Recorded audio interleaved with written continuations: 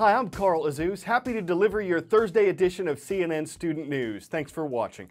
There are 26 Veterans Affairs hospitals currently being investigated by the U.S. government. Accusations recently came to light that some veterans nationwide have had to wait too long for treatment. Last month, sources told CNN that 40 veterans had died waiting at a VA hospital in Phoenix, Arizona. Yesterday, President Obama made his first public comments about this. He called the idea dishonorable and disgraceful. Our veterans deserve to know the facts. Their families deserve to know the facts. Once we know the facts, I assure you, if there is misconduct, it will be punished. But no one's being punished yet. Veterans Affairs Secretary Eric Shinseki still has his job, and President Obama says he needs more time to review what's happening at VA hospitals before punishing anyone. Critics say the president's not doing enough to hold people accountable and to start cleaning things up at the Department of Veterans Affairs. Next story takes us to Chad, a nation in Central Africa. The White House announced yesterday that 80 U.S. troops are headed there. Chad is right next to Nigeria, where more than 200 schoolgirls were recently kidnapped by a terrorist group last month. Officials think the girls might have been taken to Chad or neighboring Cameroon. The U.S. Armed Forces will be operating a drone aircraft in the region, gathering intelligence that's hoped to lead to the girls' rescue. President Obama informed Congress of the deployment yesterday.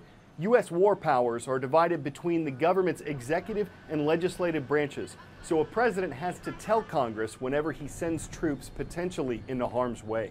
Next up today, we're crossing land and sea to get to Japan. There's an eerie sort of ghost town in the northern part of the country. It's a city named Fukushima, and its residents had to leave after an earthquake and tsunami in 2011. In addition to killing almost 16,000 people and destroying parts of the Japanese coast, the water damaged the Fukushima Daiichi nuclear power plant, and the danger that will linger for decades is of a kind you can't see. Lifeless, decaying, desolate. Fukushima is virtually untouched since that awful day 3 years ago when people living here had just hours to take what they could and go. Fields once full of crops, now full of black bags with contaminated soil. Right now we're on the bus heading toward Fukushima Daiichi. We just passed the police checkpoint, which stops anybody from coming in. And what we're seeing along this road are so many empty homes, empty businesses. A senior scientist and his research team at Fukushima University just published a study claiming the power plant's operator TEPCO grossly underestimated the amount of radioactive poison, cesium-137, released during the meltdown. This material has already gone into the ocean. It's already there. Yeah. He's especially worried about contaminated fish in a country where most meals come from the sea. His research team says cesium spewed into the air during the meltdown and later fell into the water, contaminating the North Pacific Ocean and the Japanese mainland.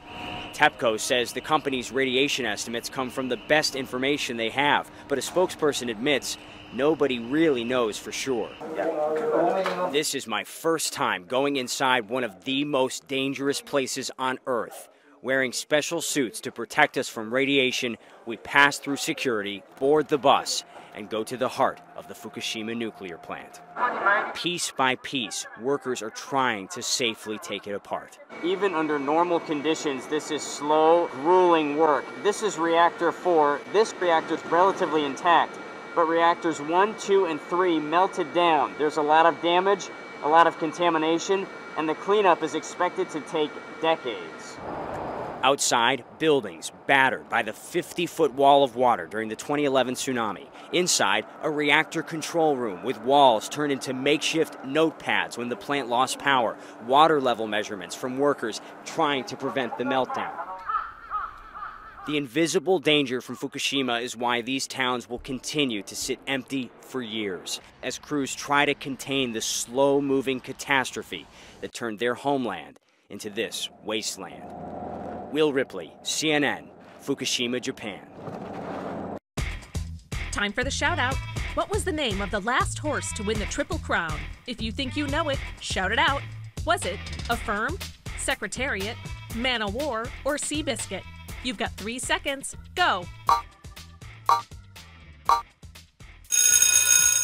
It's been 36 years since Affirmed won the Triple Crown. He was the most recent horse to do it. That's your answer, and that's your shout out. Not easy for a horse to do. The Triple Crown's considered the most prestigious prize in horse racing. It's winning 3 major races, the Kentucky Derby, the Preakness Stakes, and the Belmont Stakes, all in the same year. 11 horses have done this since 1919. This year, California Chrome has a shot. He's won the Derby and the Preakness. The Belmont is set for June 7th in New York. It is the longest race of the 3 Triple Crown Classics, 1.5 miles around the track. It tests endurance as well as speed, and there's been controversy over nasal strips. California Chrome wears them in races. The Belmont previously banned these from the race, but officials changed their minds this week.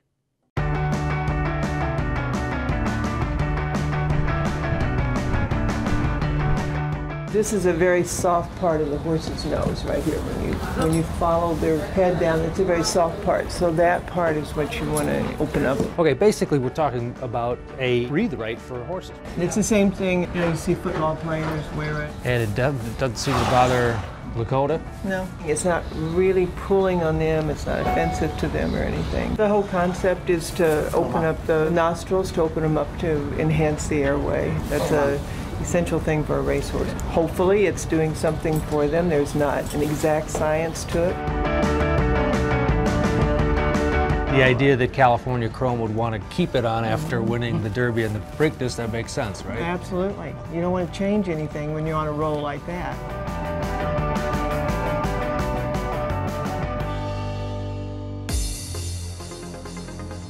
We've also got some horses on today's CNN Student News Roll Call. Galloping from east to west, we're starting with the Mustangs. They're watching from Myers Park High School, and you'll find that in Charlotte, North Carolina. In the Evergreen State, it's great to see the Pioneers. Omak High School in Omak, Washington is on our roll. And even farther west in the Aloha State, hello to everyone at Waianae Intermediate School. The Sea Riders are online in Waianae, Hawaii. Is there a formula for a successful commencement speech? Does humor plus advice plus wisdom equal a job well done, or do you just keep it short and sweet? As many of you seniors gear up for commencement, we're sharing some highlights of speeches made by American celebrities. Stay hungry, stay foolish. Your time is limited, so don't waste it living someone else's life. It's tough out there, so be patient. But if you accept your misfortune and handle it right, your perceived failure can become a catalyst for profound reinvention. Every graduate of this school who despairs of war and wishes to bring peace should begin by looking inward, by examining his own attitude towards the possibilities of peace. I received a degree from the School of Hard Knocks. And our colors were black and blue, baby. So how do you know what is the right path to choose to get the result that you desire? And the honest answer is this: you won't. I don't know if President Cowan knows, I didn't go to college at all, any college. And I'm not saying you wasted your time or money, but look at me, I'm a huge celebrity. The digital ties that bind our humanity together are not possible without technology. But it's also not possible without you, without a heart. You have the heart, and the future will not beat without you. Surround yourself with people who are going to fill your cup until your cup runneth over. So when people say you're so full of yourself, you can say, yeah. You have this education. You have these expectations. There are parents waiting for you to move out. Whether or not you do, your speaker always has an address. They usually try to end things on a keynote. Sometimes it gives people something to talk about. Sometimes it leaves them speechless. How they react really depends. But you could argue that any kind of speech at a graduation is well worth the tassel. I'm Carl Azus, and I hope to speak to you again on Friday.